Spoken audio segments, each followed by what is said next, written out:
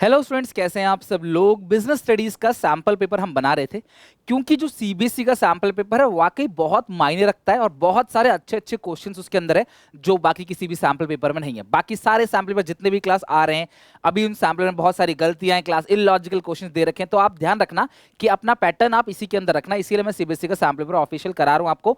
Part 2 खत्म कर चुके हैं, 40 क्वेश्चन हम ऑलमोस्ट फिनिश कर चुके हैं, बाकी आज कवर करेंगे 20 क्वेश्चन। वीडियो को जैसे मैं क्वेश्चन डिस्प्ले करूं पॉज करना और अपने आप कोशिश करना आंसर देने का, फिर देखना आपका आंसर मेरे से मैच करता है कि नहीं। आज एक केस बेस्ड क्वेश्चन जो है सीबीएसई के सैंपल पेपर में वो भी करेंगे और देखते हैं क्लास लास्ट में आउट ऑफ 20 आपका स्कोर कितना आता है। चलो स्टार्ट करते हैं।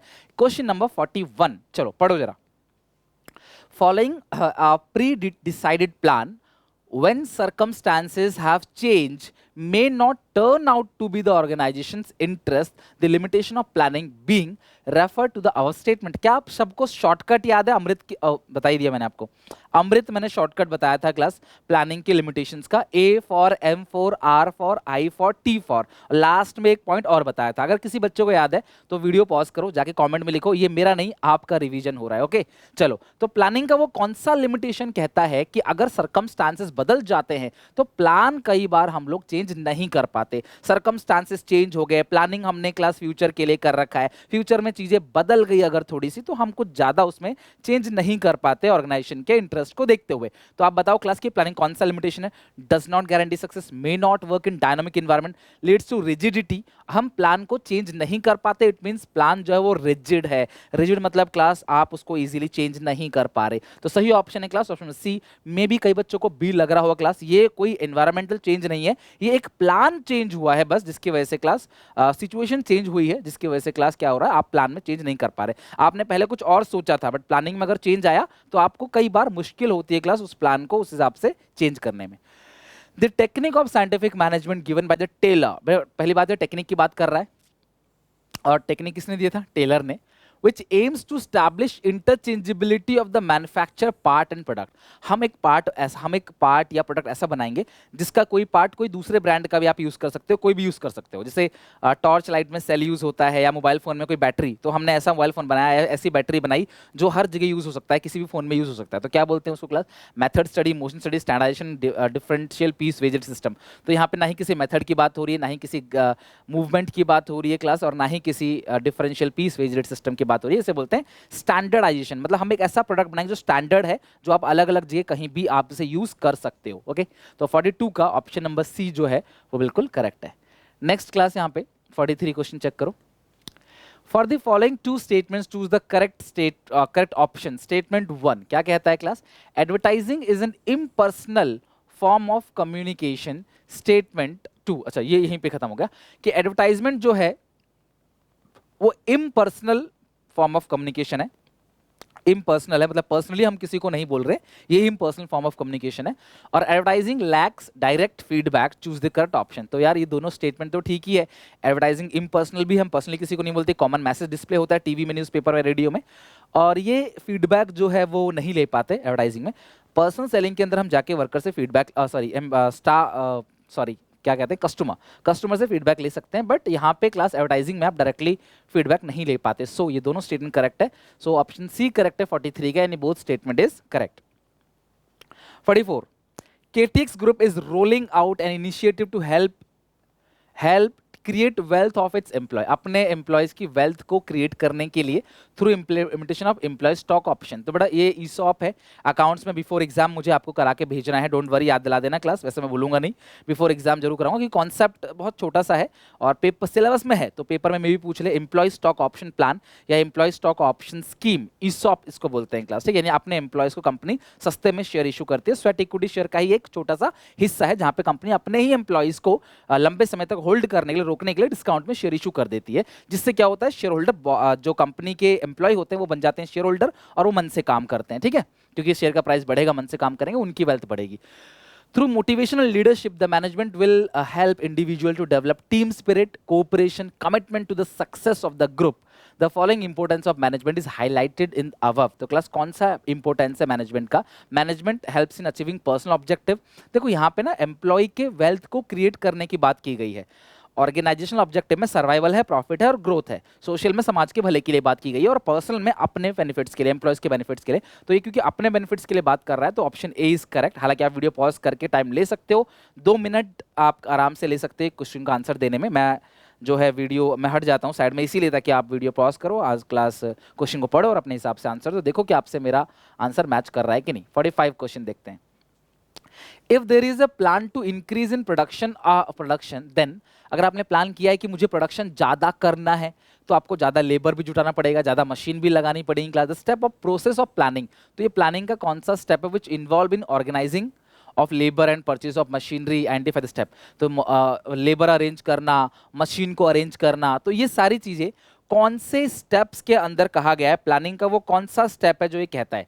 तो देखो आपने प्लान किया कि आपको आउटपुट बढ़ाना है, लेकिन उस प्लान के लिए आप जो भी कुछ काम कर रहे हो that is implement the plan. आपने सोच लिया कि आपको आपको आउटपुट बढ़ाना है, लेकिन इस आउटपुट को बढ़ाने के लिए, ज्यादा सामान बनाने के लिए ज्यादा रॉ मटेरियल की जरूरत होगी, ज्यादा एम्प्लॉयज की जरूरत होगी, ज्यादा मशीन चाहिए होंगे आपको, और भी बहुत सारी चीजें आपको बढ़ानी पड़ेंगी। और वो आप कर रहे हो, इट मींस आप प्लान को जो आपने सोचा था उसको क्या कर रहे हो, स्टार्ट कर रहे हो, काम को इंप्लीमेंट कर रहे हो। तो 45 का डी ऑप्शन करेक्ट है। Taylor proposed 8 specialists from whom each worker will have to take order from the part of the technique of functional foremanship. तो functional foremanship में टेलर ने कहा कि एक नहीं 8 स्पेशलिस्ट होंगे by him, those which technical mastery, intelligence and grit may given। तो जो टेक्निकल जो मास्टरी, जो इंटेलिजेंट लोग हैं उन्हें आप क्या दोगे, और those with energy and good health में भी, जो एनर्जी है, अच्छी हेल्थ है, फिजिकल वर्क कर सकते हैं ऑब्वियस है वो लोग, तो इनको फिजिकल वर्क दोगे क्लास, इनको मेंटल वर्क दोगे। तो ऑप्शन देखते हैं क्या है, प्लानिंग एग्जीक्यूशन, तो इनको प्लानिंग का काम दोगे, इनको एग्जीक्यूशन का, मतलब प्लान को एग्जीक्यूट करने के लिए, प्रोडक्शन वगैरह। तो ये तो ठीक लग रहा है, एग्जीक्यूशन प्लानिंग तो गलत है, प्रोडक्शन प्लानिंग, भैया जिनका इंटेलिजेंस है उनको प्रोडक्शन काम नहीं दोगे। इंप्लीमेंटेशन प्रोडक्शन, तो ये तो दोनों सेम चीज होगी। तो ऑप्शन ए इज करेक्ट है 46 का, यानी कि जो लोग इंटेलिजेंट है, मास्टर है, ग्रिट है, जिनके पास नॉलेज है, डिसीजन लेने की ताकत है, जिनके पास पॉलिसी बना सकते हैं, वो लोग वो प्लानिंग करेंगे और बाकी क्या करेंगे, उस प्लान को एग्जीक्यूट करेंगे, यानी कि प्रोडक्शन करेंगे। A person is feeling hungry may got food by offering to give money or some other product in service in return। मेरे को भूख लगी है तो मैं कुछ देकर कुछ ले सकता हूँ, और someone who is willing to accept the same for the food। The important feature of marketing illustrate above। तो मार्केटिंग का वो कौन सा फीचर है जहाँ कहता है कि आप कुछ देकर कुछ ले सकते हो। तो ये है सही क्लास क्या, customer value, need and wants, exchange mechanism, creating market offering. थोड़ा मार्केट ऑफरिंग का मतलब जब different kind of product offer किया जाता है, डिफरेंट साइज, डिफरेंट क्वालिटी में, उसको बोलते हैं मार्केट ऑफरिंग, अलग अलग फ्लेवर्स में। ओके, कस्टमर वैल्यू तो कुछ एक्स्ट्रा आप दे रहे हो। नीड एंड वांट्स, कस्टमर की क्या नीड है, क्या वांट है। नीड मतलब पानी, वांट मतलब जूस, यानी कि वांट्स की अगर हम बात करें तो जो परचेजिंग पावर से अटैच होता है, आपको प्यास लगती है, आप पानी पीते हो, आपकी नीड है, जूस पीना है क्लास, तो ये आपकी वांट्स है। और एक्सचेंज मैकेनिज्म मतलब समथिंग रिटर्न, कुछ ना कुछ बदले में क्लास आपको मिलेगा या आप दोगे। Assertion A, planning is futuristic, correct है बेटा। इसमें क्या है, यहाँ से नेक्स्ट लाइन है, प्लानिंग फ्यूचरिस्टिक है, करेक्ट है। Planning is concern with the future which is certain and does not required forecast. तो यार प्लानिंग, यार एक बात बताओ क्लास कि प्लानिंग ऐसा है जिसके लिए फॉरकास्टिंग करने की जरूरत नहीं है, वो फ्यूचर ऐसा है विच इज सर्टेन। क्या फ्यूचर सर्टेन है, अनसर्टेन है? फ्यूचर निश्चित है या अनिश्चित है? तो फ्यूचर क्या है बेटा, सर्टेन है या अनसर्टेन है, बताओ थोड़ा। फ्यूचर तो अनसर्टेन है, तो दूसरा स्टेप तो गलत हो गया, ये तो पहला सही है। A, assertion A is true and R is false, तो ये बी ऑप्शन करेक्ट है, A is true and R is false, यानी कि ए करेक्ट, आर इनकरेक्ट। अब ये एक पैराग्राफ है, तो इस पैराग्राफ को पढ़ते हैं आराम से, तसल्ली से, फिर इस पैराग्राफ से रिलेटेड जो भी क्वेश्चन है वो देखेंगे। और क्योंकि क्लास आपको सेक्शन वाइज करना होता है तो ऑप्शंस आपको मिलेंगे, आप इसमें से क्वेश्चन स्किप कर सकते हो अगर आप टफ लगे तो, बट यहाँ पे देखते हैं, क्वेश्चन तो नॉर्मल है, हम लोग कर लेंगे। ये पैराग्राफ है, इसको मेरे साथ साथ जरा पढ़ो। Sarathi the name has been associated with the manufacturing and sale of fashion product since 1960। Sarathi बहुत एक पॉपुलर ब्रांड है जो 1960 से फैशनेबल प्रोडक्ट बना रहा है। When Kapil Sarthi opened his first retail fashion clothing outlet in Ahmedabad, Kapil ने फर्स्ट टाइम जो क्लास अपनी दुकान अहमदाबाद में खोली थी। सारथी cosmetic was incorporated in India 1940, तो 1940 में इंडिया में ये इनकॉर्पोरेट हुई, कंपनी बनी और बिकम मेंबर ऑफ S&M, कोई S&M फैमिली ऑफ कंपनीज है 1959 में, उसका मेंबर बन गई। तो मतलब किसी अच्छे ऑर्गेनाइजेशन का मेंबर बन गए हम कह सकते हैं। सारथी perfumes began operation in Gujarat and existing administrative and S&M facility in 1985. तो इन्होंने परफ्यूम लॉन्च किया 85 में S&M फैसिलिटी जो है इनके साथ जुड़ के. An important difference between S&M and most other company is that instead of operating as one larger corporation, it operate approximately 180 smaller companies, each focus on specific product. मतलब ये एक बड़ी कंपनी को ना बना के छोटी छोटी बहुत सारी कंपनी को बनाते हैं और हर कंपनी अपने एक प्रोडक्ट को फोकस करती है. And area class implying selective dispersal. मैंने आपसे कहा था, ये लाइन पढ़ते ही मुझे लर्न हो गया क्लास. मैंने आपसे कहा था, आप सबको याद होगा कि जब भी ये लिखा आ जाए ना selective dispersal of authority, this is called decentralisation. आप याद करना, वीडियो देख लेना फिर से. मैंने कहा था कि अगर कहीं भी ये लिखा हो वर्कलोड कम करना है डेलीगेशन, लेकिन सिलेक्टिव डिस्पर्सल लिखा हो डिसेंट्रलाइजेशन. अथॉरिटी दो लोगों में बट रहा है डेलीगेशन, सब लोगों को इन्वॉल्व किया जा रहा है, सब लोगों का पार्टिसिपेशन के लिए सबको काम का मौका मिलना चाहिए. This is called decentralisation. तो यहाँ पे जरूर कहीं ना कहीं क्वेश्चन पूछेगा, हम देखेंगे आगे. Recognising the decision makers need for autonomy. तो डिसीजन मेकर को 4 पावर चाहिए क्या? As the decision making authority is push down to the chain of command. तो जाहिर सी बात है चेन ऑफ कमांड की तरह डिसीजन लिया जाएगा, नीचे की तरफ फॉलो होगा. It enable the company to maintain short line of communication with customer and employ and accelerate the development of talent. तो एम्प्लॉयज का जो टैलेंट है उसको भी हम क्या करेंगे, डेवलप करेंगे. चलो पैराग्राफ तो पढ़ लिया, देखते हैं कि हम कितने क्वेश्चंस के आंसर दे सकते हैं. 49. Identify the philosophy that is being followed by S&M through.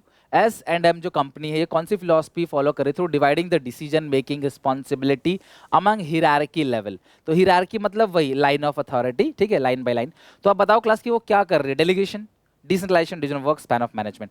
तो सही आंसर मैंने कहा था जहां भी आ जाए selective dispersal of authority, that is decentralisation.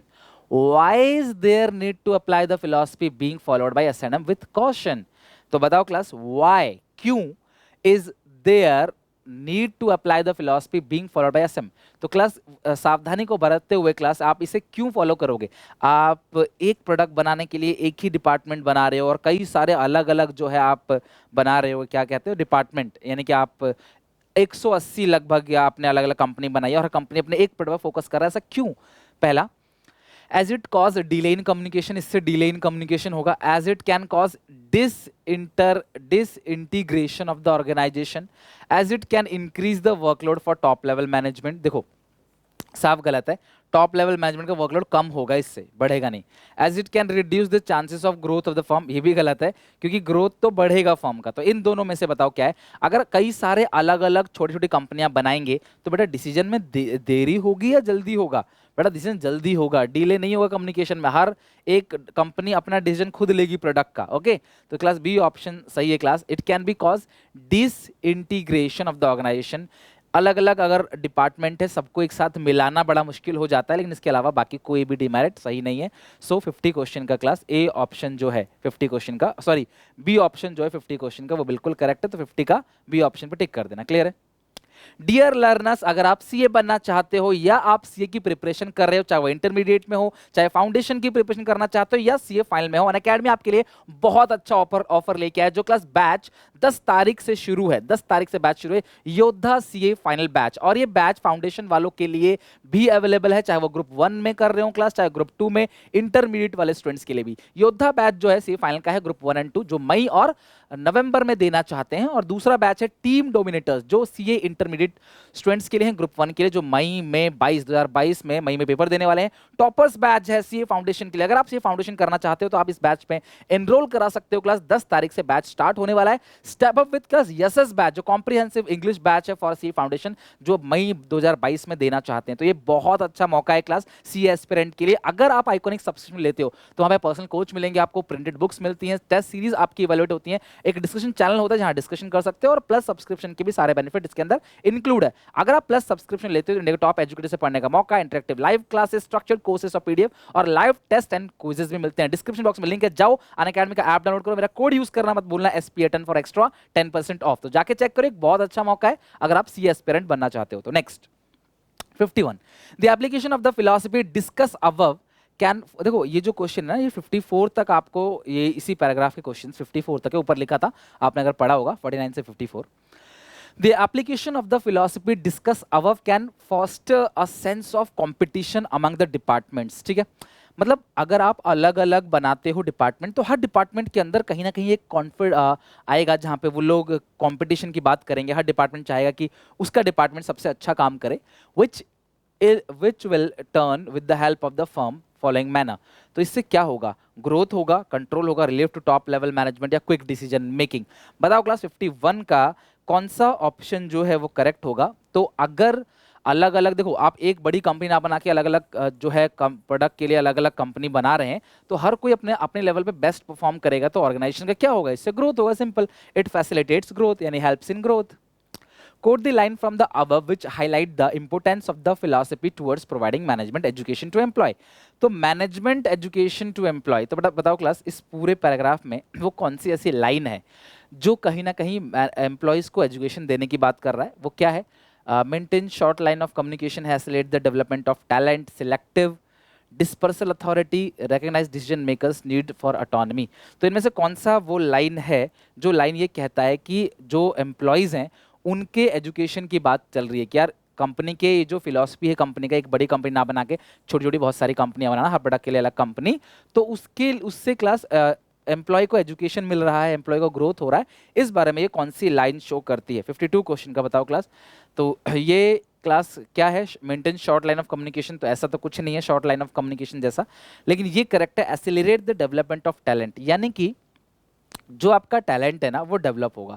अगर मालिक आपसे आपका काम करवा रहा है, अपना काम करवा रहा है वो आपसे, तो आपके अंदर कहीं ना कहीं मैनेजरल टैलेंट डेवलप होता है, जिससे फ्यूचर में क्लास आप मालिक की तरह सोचने लग जाते हो और क्लास मालिक भी बन सकते हो, मतलब सुपीरियर बन सकते हो, प्रमोशन आपका हो सकता है। Next, as the decision making authorities push down to the chain of command, decision making authority आप नीचे लेवल पे दे दिया है, at the S&M enterprise it provide the benefit of quick decision making to the organisation because, तो ये decision making quick होगा, क्यों, there is no requirement of approval from many level, अलग अलग लेवल से अप्रूवल नहीं लेना, organisation is able to generate more return, organization को ज्यादा रिटर्न मिलेगा, there is innovative performance system और it means the management education, तो इसका मतलब क्लास मैनेजमेंट एजुकेशन है। तो बताओ क्लास 53 का ऑप्शन क्या है। देखो, डिसीजन मेकिंग क्विक क्यों हो जाएगी, डिसीजन मेकिंग क्विक इसलिए हो जाएगी क्योंकि आपको अलग अलग लेवल से परमिशन लेने की जरूरत नहीं पड़ेगी। जब आप किसी और से परमिशन नहीं लोगे, अपने डिपार्टमेंट के बारे में खुद डिसीजन लोगे, आपको पावर मिला हुआ है, तो जाहिर सी बात है इसमें जल्दी से आप डिसीजन ले सकते हो, आपको किसी और से कोई परमिशन नहीं लेना। The philosophy being followed, ये 54 लास्ट क्वेश्चन है पैराग्राफ का, the philosophy is being followed by S&M is not followed by most of other company। तो जो फिलॉसफी S&M लगा रही हैं उसे और कोई नहीं लगाता है, इसका मतलब क्या वो कंपलसरी है, कंपलसरी है तो सब लगाते हैं ना यार, वो ऑप्शनल है, limited to superior his subordinate, और नहीं सुपीरियर सबऑर्डिनेट में लिमिटेड नहीं है, वो और भी नीचे लेवल पे जाएगा पावर, ओके, तो ये भी गलत है। Merely done to lessen the burden of manager, सिर्फ मैनेजर का बर्डन कम करने के लिए किया जाता है, ऐसा भी नहीं है, मैनेजर के बर्डन कम करने के लिए नहीं। देखो, जो डेलीगेशन है वो मैनेजर का बर्डन कम करने के लिए किया जाता है, बट जो डिसेंट्रलाइजेशन है वो नीचे लेवल पे सबका इन्वॉल्वमेंट चाहता है कि यार सारे वर्कर का इन्वॉल्वमेंट हो, हर कोई अपनी राय दे, अपनी सलाह दे, कुछ ना कुछ काम करे, पावर ले और रिस्पॉन्सिबिलिटी ले। तो क्योंकि ये ऑप्शनल है इसीलिए क्लास उसने फॉलो नहीं किया, कोई दूसरा ऑप्शनल है, मतलब आपके पास ऑप्शन है, तो आप इसीलिए क्लास ये फॉलो करें, दूसरे जो ऐसे नहीं कर रहे, कंपलसरी होते तो सबको यही करते ना, हर कोई यही करते, तो ये क्या है क्लास, ऑप्शनल है। 55 डिफरेंट क्वेश्चन है ये डिफरेंट क्वेश्चन है, 54 तक जो था वो इस केस बेस पे था, एक बार ट्राई करो, पढ़ के मुझे बताओ क्या होगा।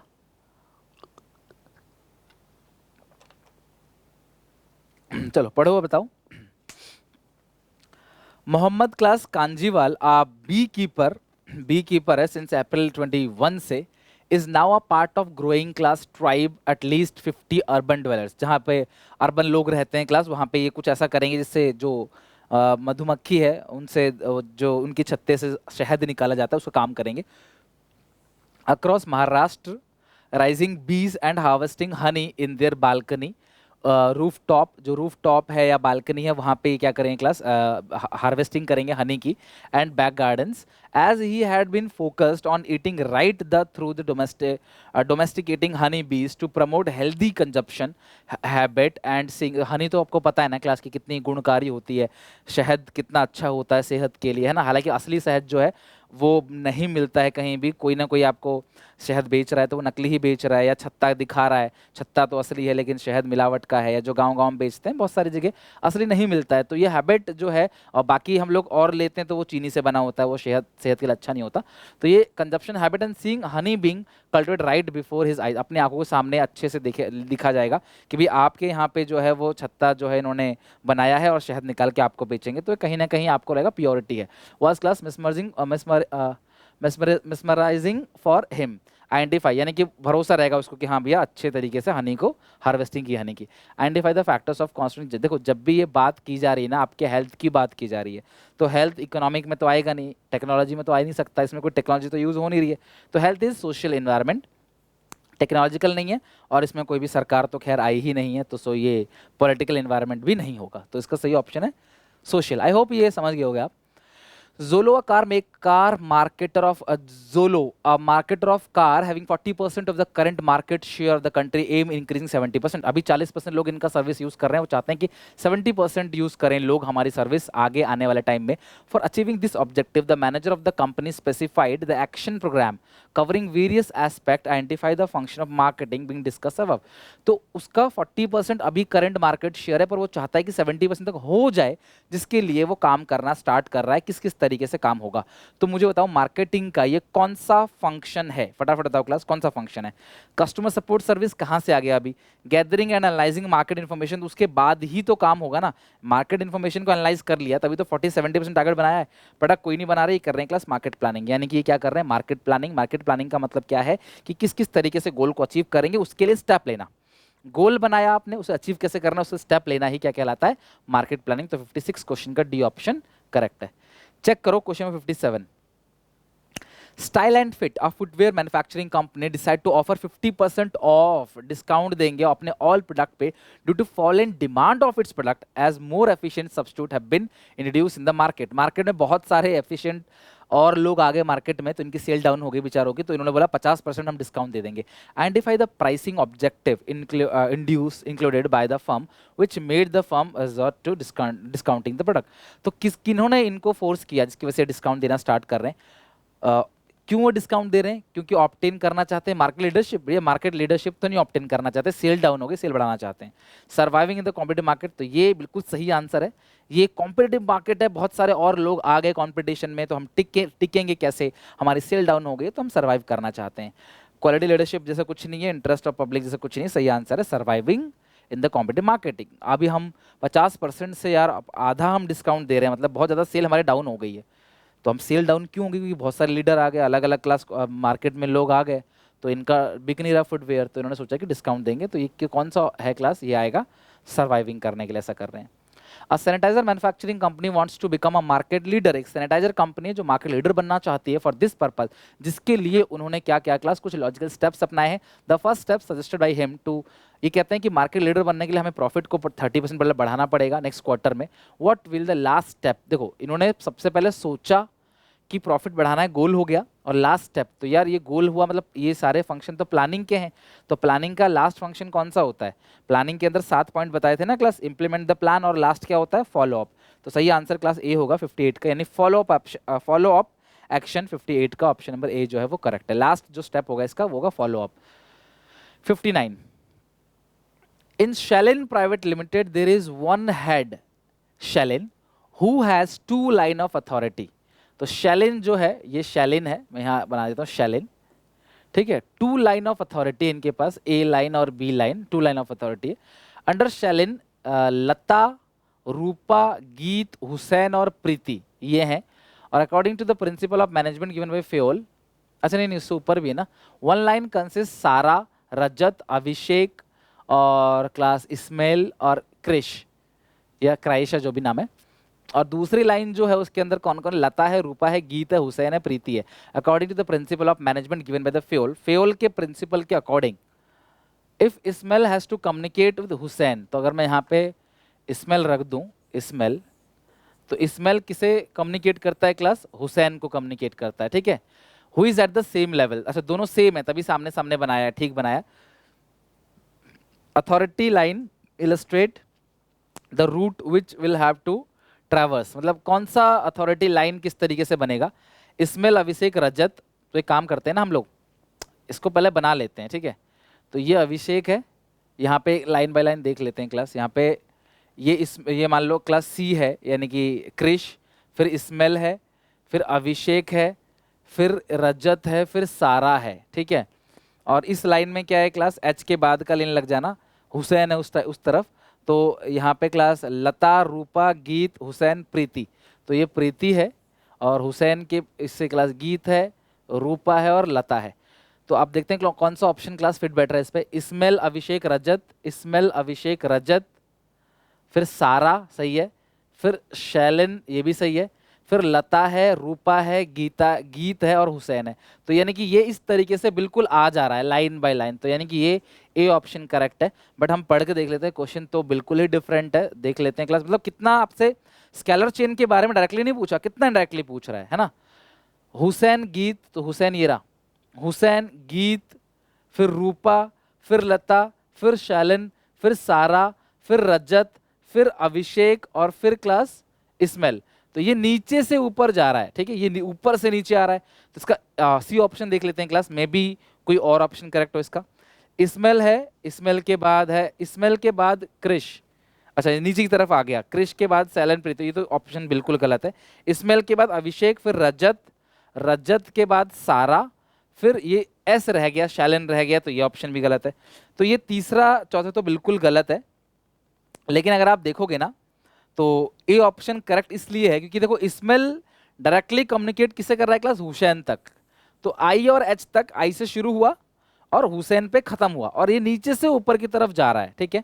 यहाँ पे लिखा गया है Hussain who has at the same level of authority then illustrate the route he will have to traverse. तो he will have to traverse, Hussain को ट्रैवल करना है। तो इस तरीके से क्लास ट्रैवल होगा हुसैन तक, इस्माइल से, आई से लेके एस तक, बीच में शैलिन भी होगा, शैलिन भी होगी मतलब। तो ए ऑप्शन इसका करेक्ट है। आई होप आप समझ गए, अगर नहीं समझे तो मुझे कमेंट जरूर कर देना कि मैं आगे आने वाले वीडियोस में क्लास ऐसे और क्वेश्चंस लेके समझा सकूं कि किस तरीके से डिफरेंट वे में आपको क्वेश्चन पूछा सकता है स्केलर चेन से। घबराने की बात नहीं क्लास, मैं समझा दूंगा। According to the technique of scientific management differential piece wage rate system, अच्छा आपको पता है क्लास के डिफरेंशियल पीस वेज सिस्टम, ज्यादा बनाओगे हाई रेट पे वेज मिलेगा, कम बनाओगे कम। How much more will a worker making 60 unit earn, अगर कोई 60 यूनिट बनाता है तो वो कितना ज्यादा कमाएगा as compare to the worker making 49 units.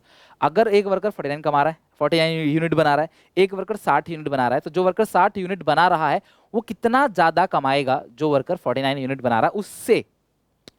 तो स्टैंडर्ड आउटपुट 50 है, तो स्टैंडर्ड 50 है, तो एक बना रहा है 60, एक बना रहा है 49। आगे देखते हैं। And those who make standard output more than 75 per unit, तो भैया इसको तो 75 पर यूनिट के हिसाब से मिलेगा रेट, और जो बिलो है, जो 50 से बिलो है उसको मिलेगा 65 पर। तो ये कितना ज़्यादा कमा रहा है, तो यार 65 इंटू 49 करके देखना पड़ेगा। 65 इंटू 49 चेक करो क्लास क्या होगा ये, 65 इंटू 49, तो ये बना रहा है 3185, ये कमाएगा 3185। लेकिन ये ज़्यादा यूनिट बना रहा है तो इसे 75 के हिसाब से मिलेगा 4500। तो ये कितना ज़्यादा कमा रहा है इससे, तो 4500 से 3185 घटा दोगे तो 1315। सी ऑप्शन जो है वो करेक्ट है, सी ऑप्शन करेक्ट है, यानी 60 क्वेश्चन का सी ऑप्शन करेक्ट है।